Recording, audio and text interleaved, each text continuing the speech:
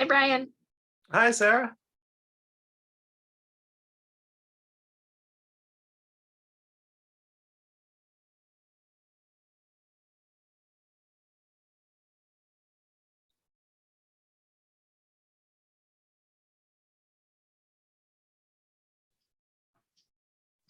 All right, everyone, welcome back from our brief break, or if this is the first time that you're joining us, welcome.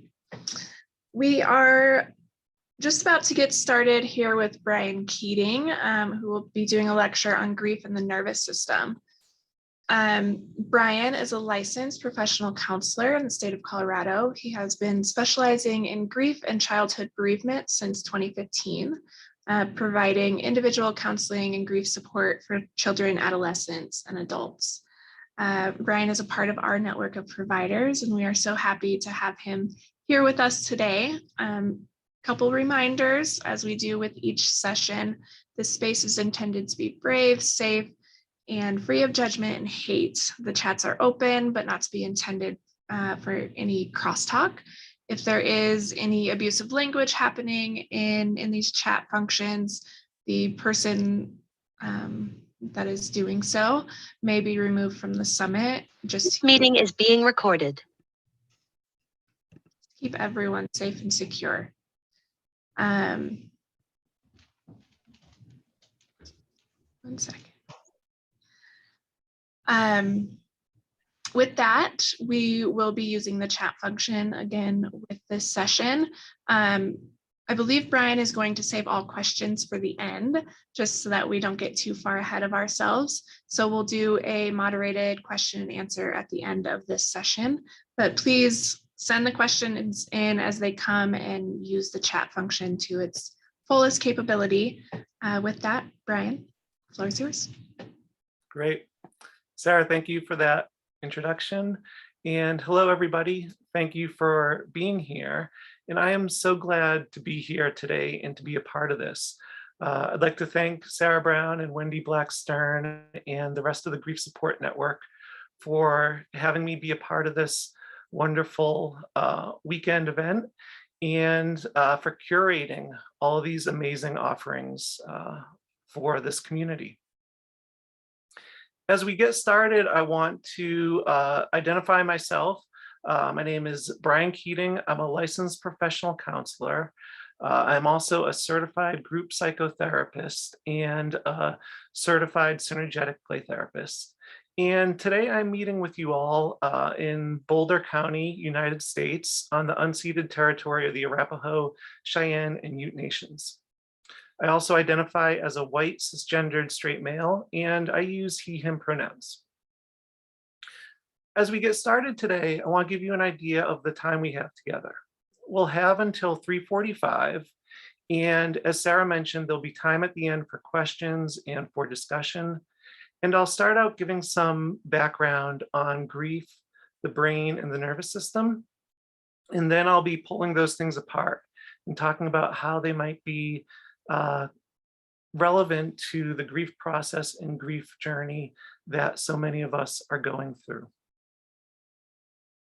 I also want to acknowledge that everyone here might be holding the thought of someone in their mind today.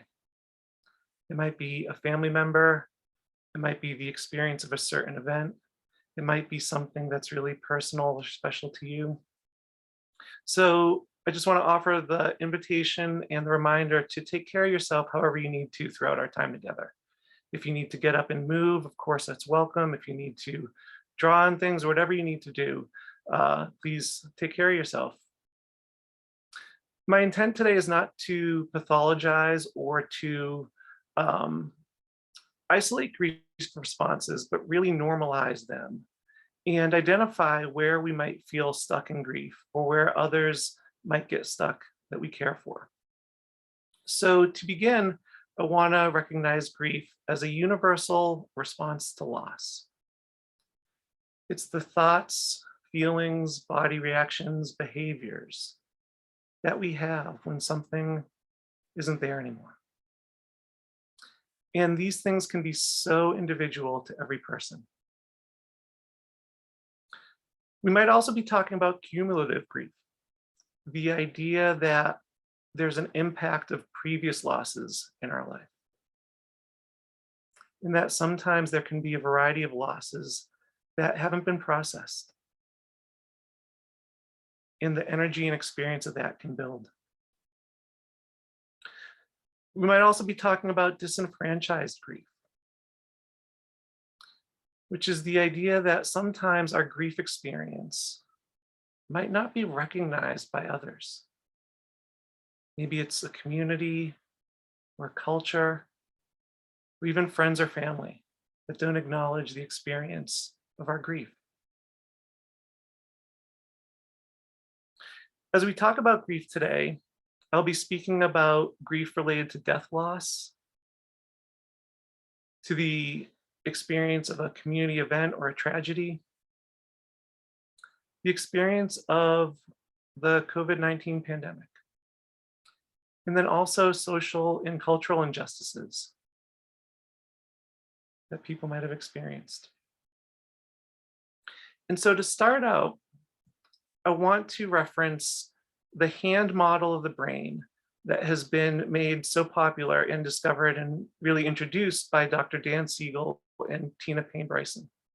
I think this is a great way for us to get into the discussion of what's happening in our brains and then what's happening in our bodies and our nervous systems during grief experiences. So when I go through the talk about the brain and the nervous system, I'm going to keep terminology relatively simple. I'm not a brain scientist. It's the communication of how I understand these things, and my hope is that it takes really big concepts and makes it something that we can all talk about and understand. So if we take our hands and put our thumb in the middle and make a fist like that, in a very simplistic way, it represents how our brains sit in our heads. And with two sides of the hemisphere, it really, looks something like this. But for our purposes, I'm just going to be using this model. And so we'll be talking about the three parts: the brainstem, the middle brain, and then the prefrontal cortex, or the cortex region. So the brainstem, this part right here, is the first part of our brain that develops, and it controls the things that we're not very conscious or aware of.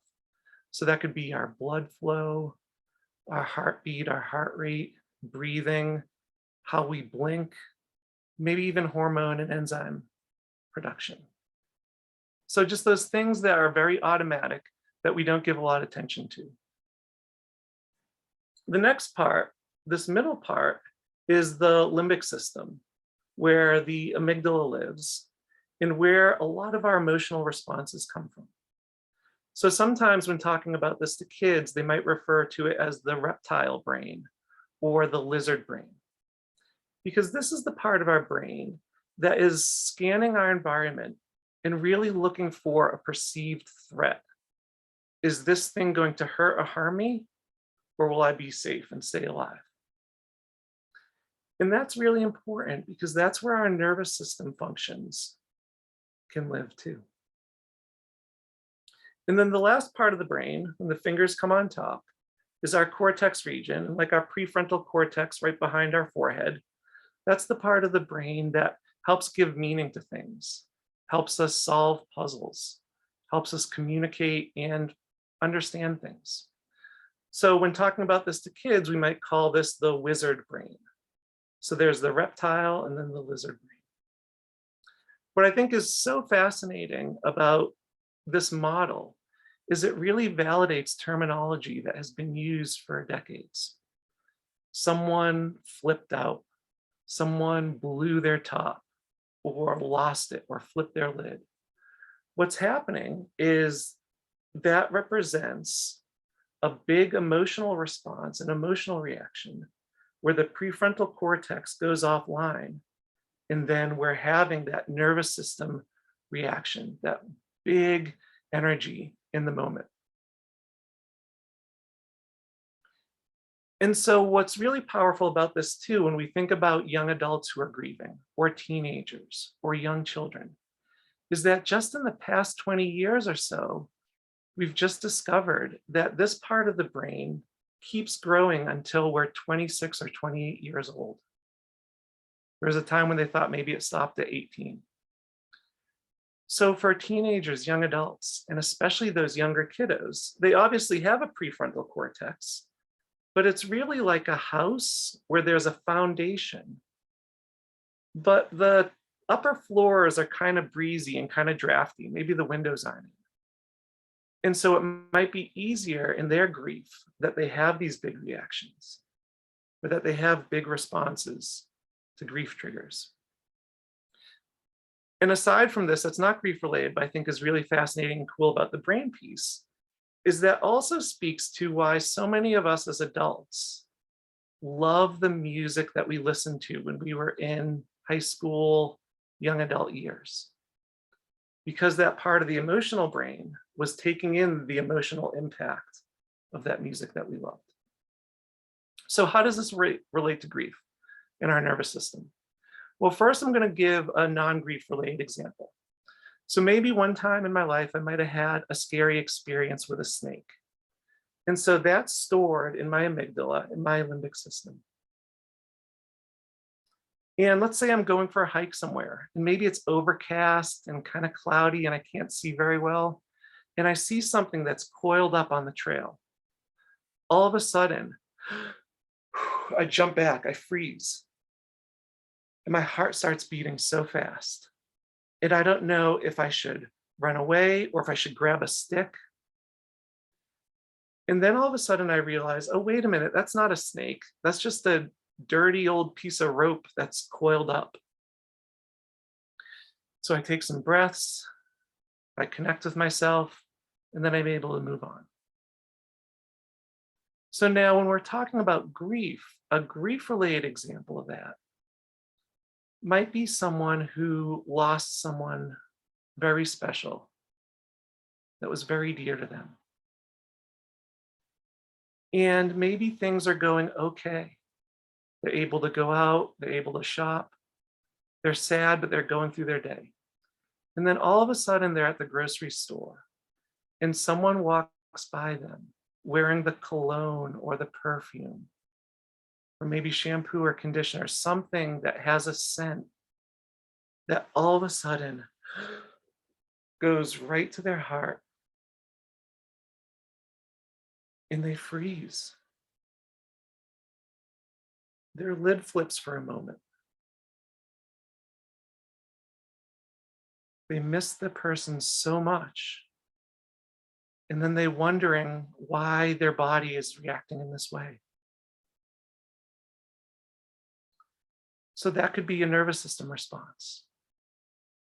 And we'll talk about ways to work through that, why that might have been triggered, and other ways that that gets triggered. So when we talk about the nervous system responses and states,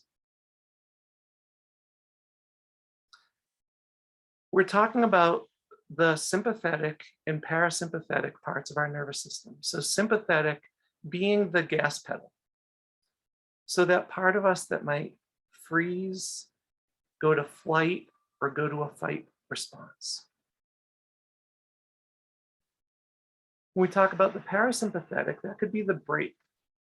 That could be the part of our nervous system that really slows us down. Where maybe we feel depressed or hopeless, or like we have no energy and just want to isolate. Now, oftentimes people might have specific states that they go into that are just a part of their biology and characterology. But oftentimes too, those nervous system states can be based on the perception of what is happening. So if our perception is that we can do something about this, like my encounter with the snake, we might go to fight, flight, or freeze, or we might go into that, fight or flight kind of attack, we can do something mode. Sometimes the response might be so overwhelming that it feels like there's nothing I can do about this. And that's when that parasympathetic response might happen with the collapse.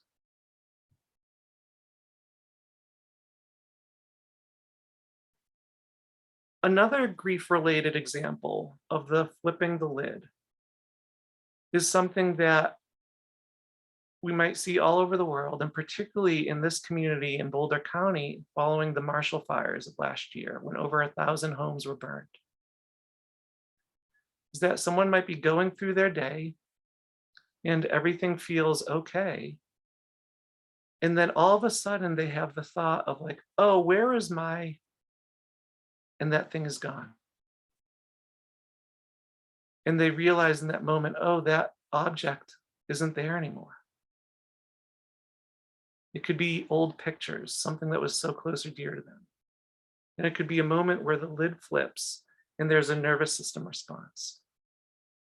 Maybe it's so much anger, or maybe it's that overwhelm, that reminder of how much has changed.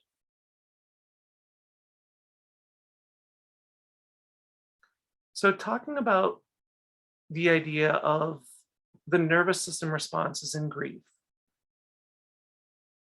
Lisa Dion, who is the founder and creator of the Synergetic Play Therapy Institute, has identified what she calls the 4 threats to the nervous system or brain and nervous system. And I learned about these when I was getting certified in my synergetic play therapy training. And when I heard about this, I immediately went to my background in grief and bereavement. And I was struck by how all 4 of these things are so apparent in our grief journey. And these things are all on the handout that you all will be receiving or might have already received. But the 4 threats, how we'll be talking about them today. The first one is the threat of physical safety. So is something a physical threat or danger to us? The second one is the unknown. So the idea that what we don't know can be a perceived threat for our nervous system. Now, what's important to recognize here is it's not the unknown itself, because in many ways, the unknown is the only thing we do know. But it's what we go to in the unknown, what we create or what we make of in the unknown. That can be a perceived threat. The third one is shoulds or unmet expectations. So those can be shoulds that we put on ourselves or shoulds that others put on us in our grief journey. So it might be like, oh, I shouldn't be so upset. It's been a year or it's been 2 years. Or I shouldn't be so sad about this. I hardly knew the person. Or this didn't happen to me directly. This happened, in a different country or a different state. Or maybe it's people saying that to us. I don't understand why this should be a big deal. It's a perceived threat to our nervous system because it goes against what is really happening for us, what our emotions are and feelings are of a specific event or situation.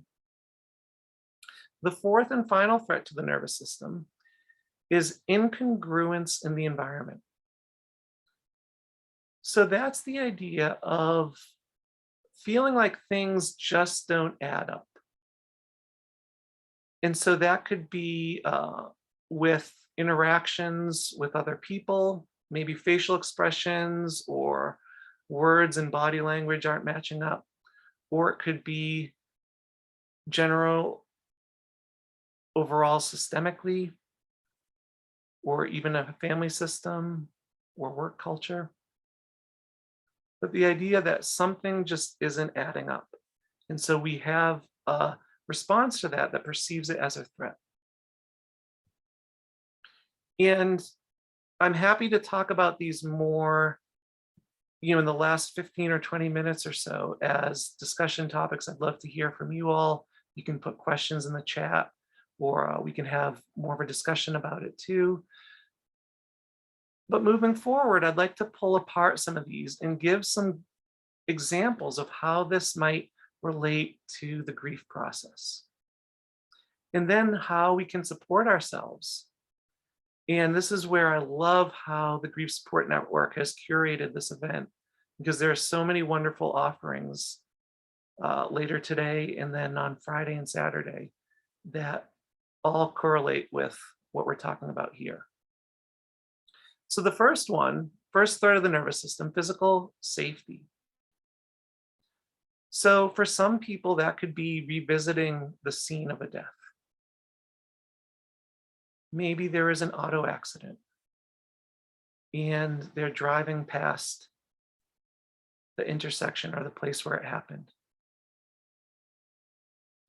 It could also be environmental triggers. Again, where I am in Boulder County, there was huge devastating flooding that happened.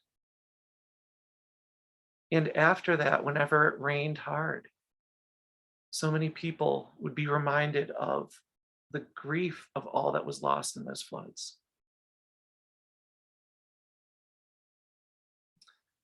There can also be social and cultural triggers. Threats of safety every time there's a school shooting. Or even more so, which seems just as common as when there's a threat, when we perceive that something might be happening. And then thankfully, nothing happened, but there was a scare. And that can bring up so much grief for the experiences we've had before.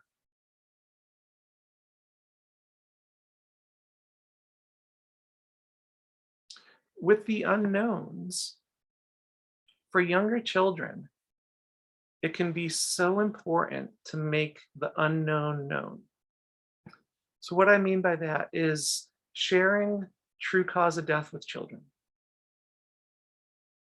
Having really concrete language around what death and dying is. Because if they don't have that concrete language, or if they don't have a true understanding of death, the unknown can be so much more scarier and impactful than what actually happened. So for example, sometimes if kiddos don't know how their person died, they might just fill in the blanks with things that they know from their world, the mind of a 7 to 9-year-old. It might be zombies. Or maybe it was the thing that was under the bed that I've been so scared of. Oftentimes, kiddos might want to go see someone who died and then think that they can come back. So again, that's the unknown that they're filling in with this perception. So, by talking about death, saying that when someone dies, the brain and body stop working. Their heart isn't beating anymore. Their brain isn't working anymore, and they can't come back. So having that concrete understanding there. And then also for having conversations around true cause of death. I've worked with so many families that really struggle with talking about a suicide death. And it can be so hard and tragic to talk about, but also so important in making the known or the unknown known. And so it could be saying something like, this person suffered from a sickness called depression.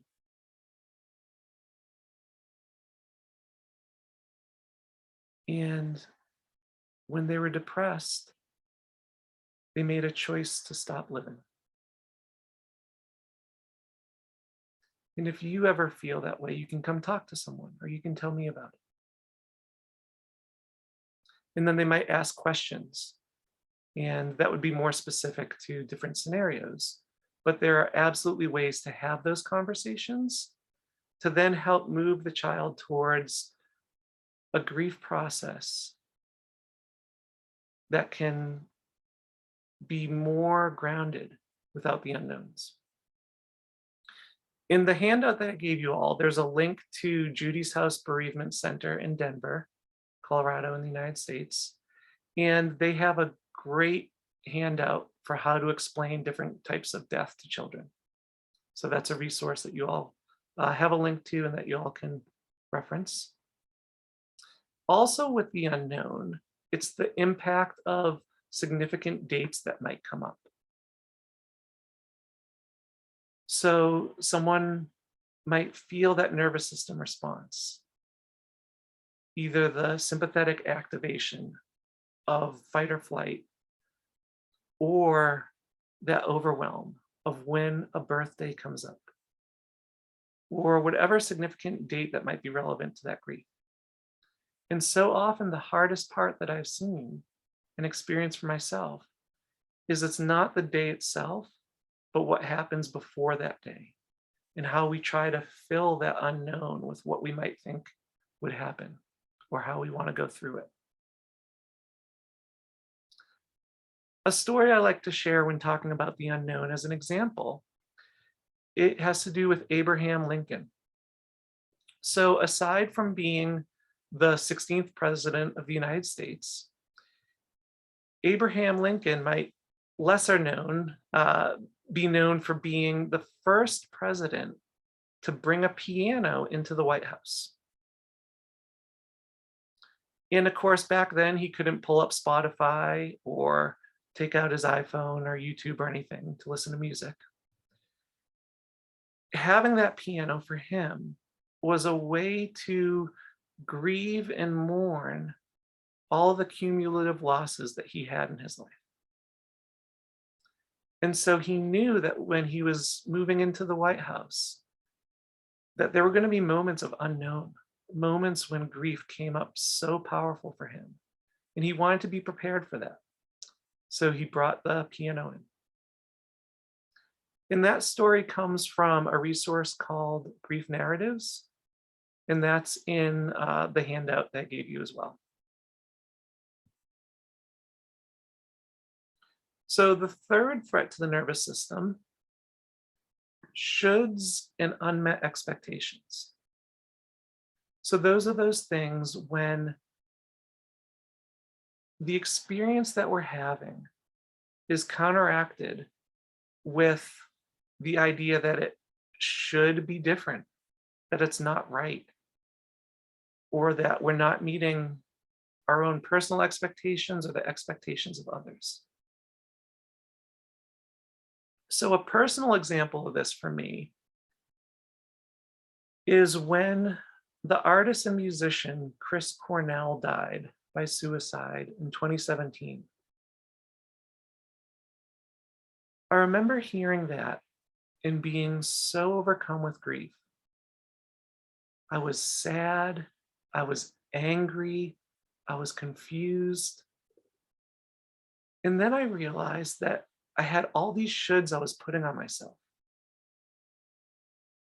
Questions of like, why am I feeling this way? I honestly didn't even really like Soundgarden or like his music, the band that he was in. I didn't own any of his albums. I never knew him. Lived states away from him. I was questioning like, why? I don't get it. And I was frozen. I remember sitting in my car before going into work and feeling overwhelmed and not understanding it.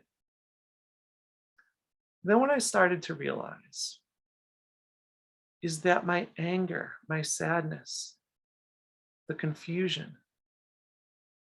was not only for this person who took their life and the family and children that he left behind, but for all of those other musicians I had known who suffered from addiction, mental illness, all of the other people in my life who died by suicide, and all of those other people that were left behind. And when I named that for myself, it took the should away. It really gave me permission to feel the grief and to feel all of those emotions. So moving from that flipped lid overwhelm to the connected experience of this is sad, this makes me angry, this is upsetting. And there's so many other people I'm missing right now hearing this. And then what really validated that for me was going into work after that and having multiple coworkers come up to me. I'm feeling a little emotional now as I'm saying this, but saying, Brian, we were thinking of you this morning when we heard this. And it reminded me of like, yes, I can be connected even if I'm not connected in a certain way.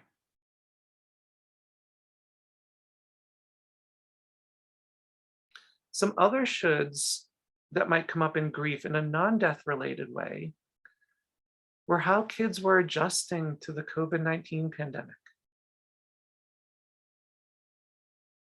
The idea that online school shouldn't be a problem. They're used to technology. They're used to being online.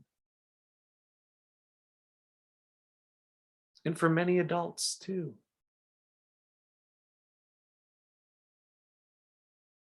Sometimes the way shoulds come up is if emotion isn't expressed. So sometimes for teenagers, adults might say, shouldn't they be more upset? Shouldn't they be crying? Shouldn't they be sad? Or for adults too, there might not be that emotion. And that doesn't mean that they're not grieving. When we talk about that piece of the shoulds, I go back to the brain and bring in some education around the neurotransmitter dopamine and the hormone prolactin. So what studies have shown is that different people, based on their different relationship with someone or an object or a place or whatever it is, can have a different dopamine response based on their relationship with that person. So sometimes if a grandparent dies, a parent is going to have a bigger dopamine response. And maybe their child didn't know the grandparent as well, and their grief might just be different. Also, for people who identify as male, might have less of the hormone prolactin, which is a hormone that's excreted by the pituitary gland and is associated with tears. And so sometimes it just might not be a part of that person's biology to express tears. And so that should just complicates their grief process.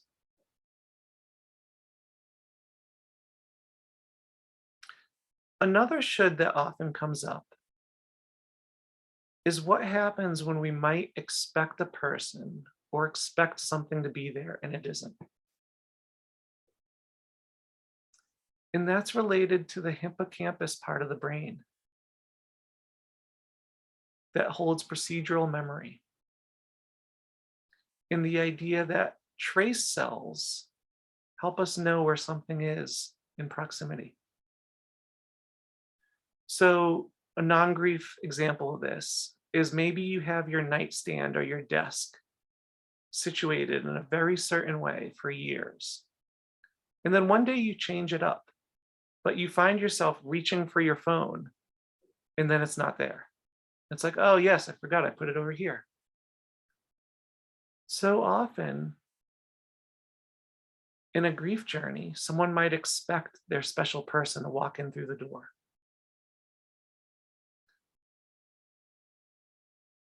They know that their special person is deceased, but they might keep looking at their phone, seeing if they got a text. And so sometimes there's that should that we might place on ourselves of like, why am I doing that? I shouldn't be doing this. I should know they're not going to text me. Or there could be pressure from others with those should messages. But I really want to normalize that that is a function of what's happening in the brain based on the relationship with that person. Again, going back to the marshal fires that happen in Boulder County. It's not unusual for people to be driving home and then all of a sudden turn down a street where they used to once live. And that be met with the grief of, oh no, that's right. This isn't here anymore.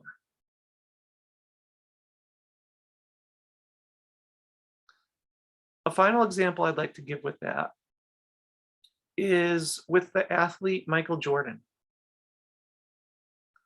Michael Jordan was a famous basketball player for the Chicago Bulls. And he also had some notoriety and fame for, in the middle of his career, switching to become a baseball player. And people were like, what is going on? It was so strange. But what happened was around that time, his father had been tragically murdered. And for Michael Jordan, he had reported that baseball, rather than basketball, was actually his father's favorite sport. So he wanted to go play baseball as a way to honor his father in his grief. So when so much of the media and interviews were saying to him, shouldn't you be grieving, or shouldn't you be taking time away, or shouldn't you be focusing, on the Bulls' next championship run? His response was, this is the best way for me to grieve,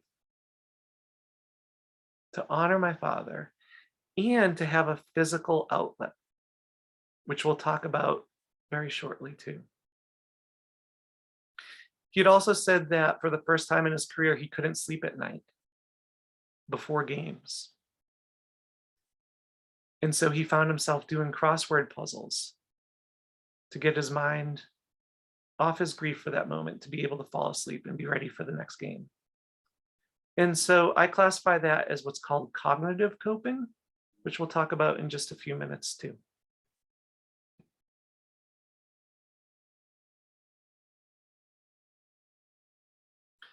So the fourth threat to the nervous system, the final one we'll talk about today, is incongruence in the environment.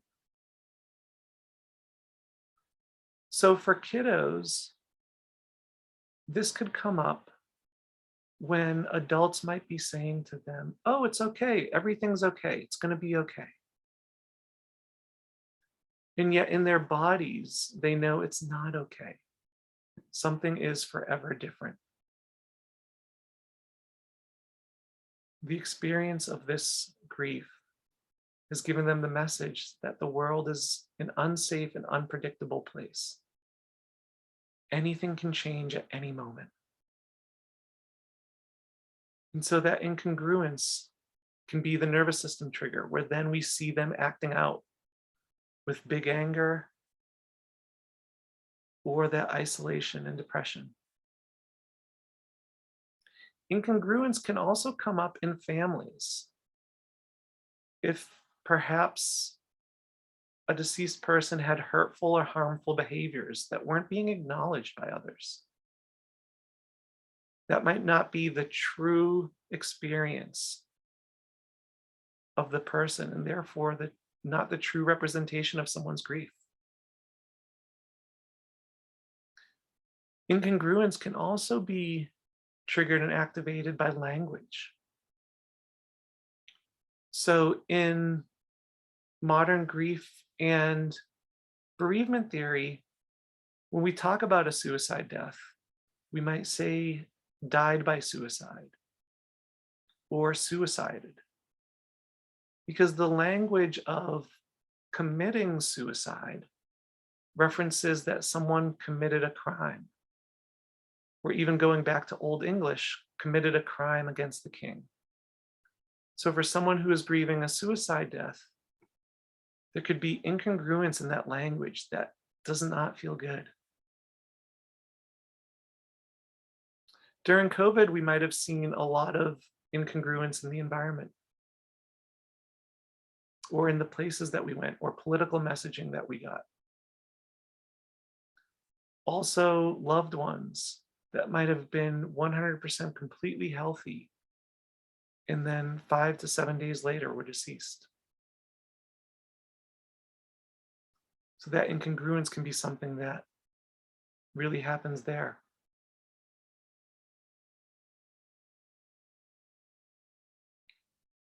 With incongruence, there can also be the piece, and I think this kind of ties in with the shoulds a little bit too, of is it okay to have fun while I'm grieving? Or what if someone isn't enjoying anything and they're doing their favorite sport, their favorite activity, but they're not finding enjoyment in it? That's where the idea of the dual process model of grief can be so powerful. The idea that we're hurting and healing simultaneously, that both are happening.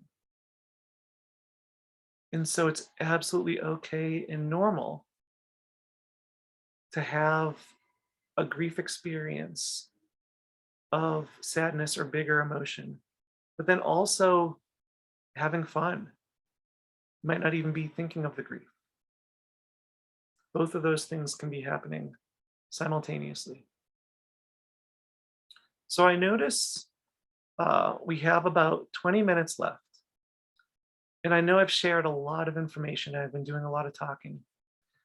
I'm going to go over some ways to cope and some ways to take those nervous system responses and bring us back into a grounded presence so that we can be with our grief in the moment without the threat of the nervous system there. Then I also want to open it up if there's any questions, if there's feedback for me, or if there's just a general discussion that people want to get their voices in. So when talking about coping with these, the first thing that can be so helpful and important, and again, this comes from Dr. Dan Siegel and Tina Payne Bryson, is the idea or the phrase, name it to tame it. So naming what's happening for us calms the amygdala response in our midbrain. And it helps bring us back to what our true experience is in that moment. To help with this, I added in the references in your handout a link to a feelings wheel that also has sensations connected to it. So some of you all might be familiar with the feelings wheel where it's a circle and there's 6 primary emotions in the middle, like anger, sadness, joy. And then on the outside, there are more emotions and then more on the outer ring. This feelings wheel has emotions in the middle, some other emotions outside of it, and then sensations connected to those emotions. And I think that naming it to tame it, naming the emotions, naming the sensations, can be such a powerful way to bring that wizard brain back online when we have a nervous system response.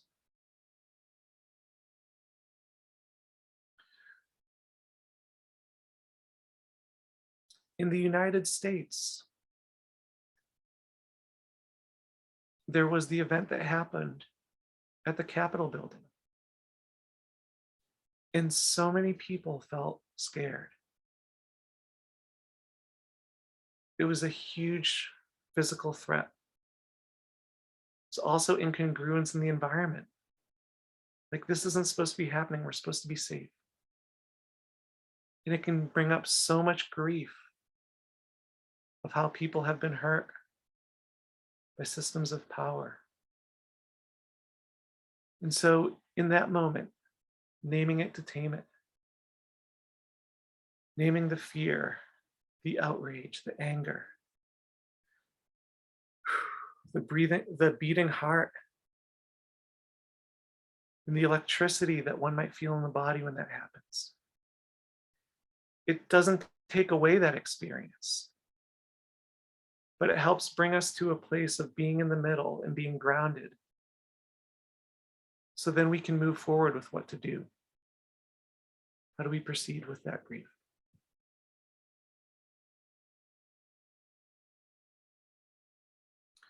So also, I like to talk about the idea of coping flexibility or coping adaptability. the idea that different coping skills can be different or can be helpful in different situations. So with coping flexibility, I talk about physical coping, social coping, cognitive coping, and soothing. So physical can be any of those things where our body is getting some stimulation. Could be yoga, walking, bilateral movement where we're moving both sides of our body. Could even be a weighted blanket just to give us that sensation. Could be squeezing something or even just making fists and opening our hands. All ways to bring us back into the center. Social coping can be so helpful and important because it brings up the idea of co-regulation. So the idea that we're not responsible for just regulating all of ourselves, but that we can borrow someone else's nervous system, the calmness or groundedness of another nervous system, to help us take that in. So being in community is a form of co-regulation, which is what's so beautiful about what the Grief Support Network has done with this 3-day summit, is offering all of us here in community and being co-regulators for one another. And then all of those offerings that are in a social context, the journaling workshop that comes up after me today, art activities, how to use ritual, how to be mindful of nutrition, yoga for vagal toning, all of those things we can do on our own and also with others. And sometimes that might be exactly what we need. And social, of course, is different for different people. It could be texting someone, or it could be getting on the phone. Or it could just be going out somewhere and walking through a crowded store to be reminded that we're connected with others. Cognitive coping, I referenced Michael Jordan doing the crossword puzzle at night. That's anything where we're using our brain to distract us and to take a break from the grief or to process it more deeply. So when we talked about the shoulds of the expectation that, I keep expecting someone to walk in the door. A cognitive type of coping for that could be journaling and acknowledging that there's still a connected presence to this person, but they're with us in a different way. And we may still feel them here, but we feel them here in a different way. And so art, journaling, music, all great things for that. Or it could be playing video games, playing Tetris, getting our mind off it. It's cognitive coping.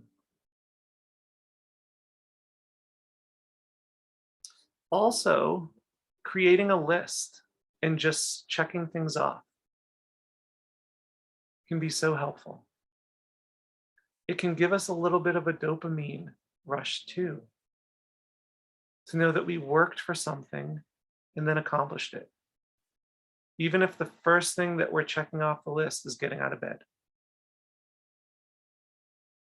having a glass of water,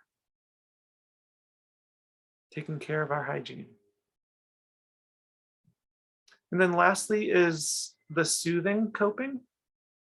And so that could be how we're using our 5 senses. So what are things that you listen to that are soothing and helpful? What are things that you might smell? Do you have a candle that you like to keep by your bed? Or sometimes people might keep things in their car that are really soothing to them, something that they like to smell, maybe even suntan lotion.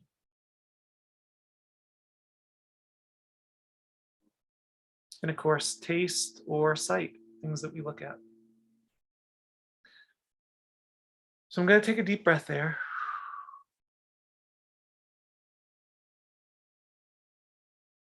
I know I've shared a lot of information, and I hope that these things land for you in a way that might be helpful or that might lead your curiosity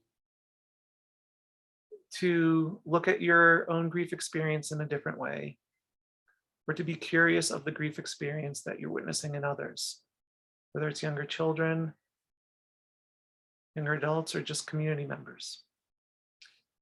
So we have 10 minutes left here. I'd love to open it up to questions. Sarah, if there's anything that you saw in the chat, or if any of the participants here have any feedback from me or questions that they want to ask directly, I'm happy to do that.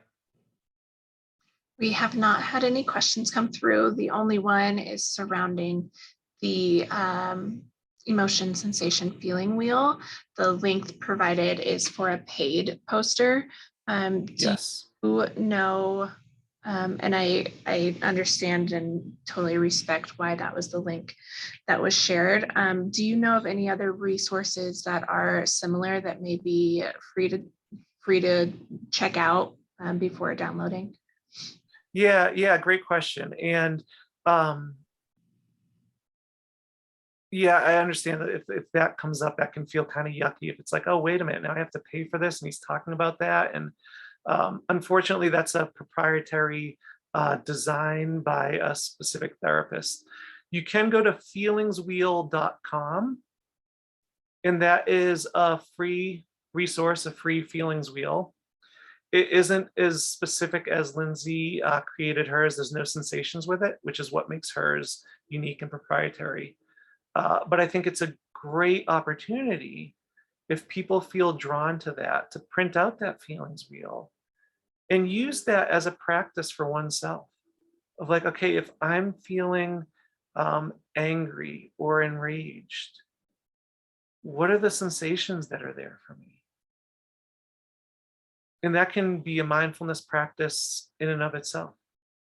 So we can create our own too. And that's also why I didn't share that with everyone, because I didn't have permission to share that to a large group.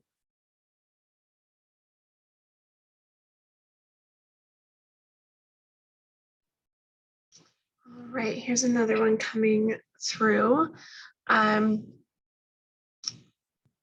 Do all persons identifying as male have less of the hormone prolactin, or just some of them? Yeah, great question. And I can't answer that specifically. I just know that that's been a part of something that has been identified, that sometimes there can be less of that hormone, which is related to tear production, among other things. But I don't have a specific answer for that.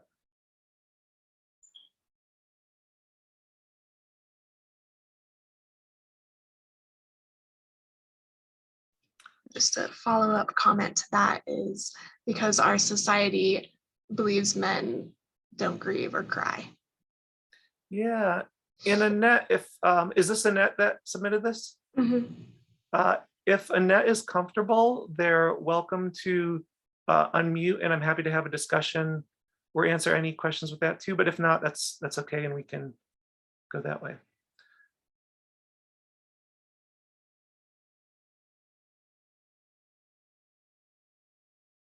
Okay, so I will say that everyone grieves differently. And I think that is what can be so important to honor and recognize for those that identify as male in our lives. That the grief experience can be so different, and there could be so many different reasons for why someone isn't expressing tears, or why they're not perceived as grieving. I think what's can be so helpful to recognize is that doesn't mean that they're not grieving. Is that because this is a nervous system response, that our brains and bodies get the message that the world is forever different based on our loss that we're grieving, that we are affected by it in some way. Brian, we do have a couple more rolling in. Abby asks, can you talk about long grief? Because we're so busy taking care of others, how can we move through our feelings years later? Yeah, so oftentimes in the grief and bereavement field, there's the idea of complicated grief, of, what happens after something like 6 months or, even a year. And that's hard for me to subscribe to because I know that the grief experience isn't that linear and it doesn't follow that timeline. And so often, what I found in my work with grieving children and families is that it's the second year that might be even harder than the first. Because all of the significant dates or events, the first time it kind of has this charge of like, okay, this is the first time we're getting through this holiday. And this is the first time we're celebrating this date or this event. But then the second year or the third year, it's a bigger acknowledgement of the reality of like, oh, this is the new normal. This is how it is now. And especially if one is taking care of others, it can be so hard perhaps to honor oneself in that process. So the grief might be coming up later.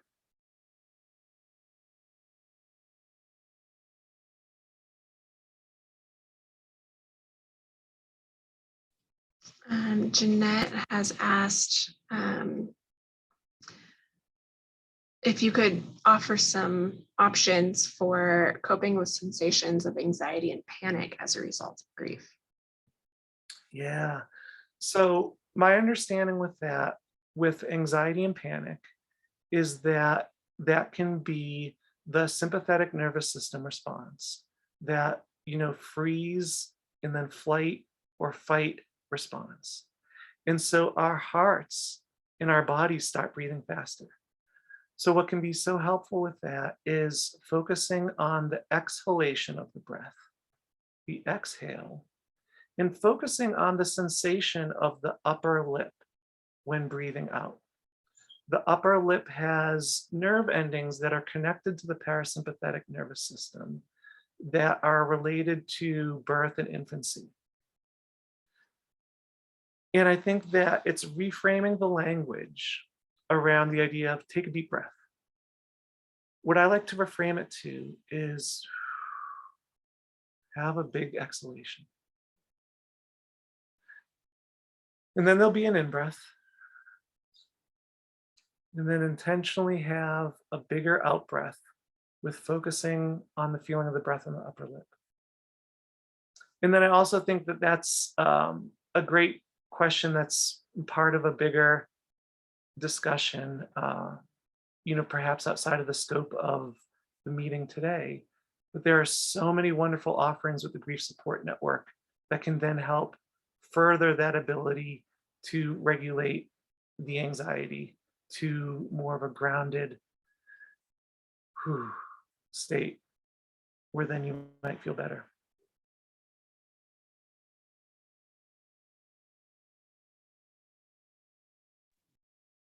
Thank you, Brian. Appreciate all that you've brought for us today. I do want to address one thing in the chat, just to draw some clarity here. Yes. With the prolactin, are we speaking to those who identify as males or those who are biologically born male? Yes, I would say those who identify as male, because that is part of the identity and what one's body might feel like. Great, thank you. Mm-hmm. Okay, I believe that is all the questions that we have had roll through. I do want to give everyone the opportunity to throw a word or a phrase into the chat, just speaking to maybe what your biggest insight was from this session today here with Brian. And Brian, I just want to give you my most heartfelt bow of gratitude for being here, so grounded and hold this space so beautifully. We appreciate you at GSN, and we're just happy to have you here. I'm also going to drop Brian's contact information into the chat. As with all the other sessions, you can find it in the session notes and on GSN's website. All right, we will be coming back together at 4 p.m. Mountain Standard Time for a journaling practice. The rest of our day is practice based. We have journaling and yoga nidra left. So we'll see you all back at 4. And Brian, thank you again. Thank you all for being here.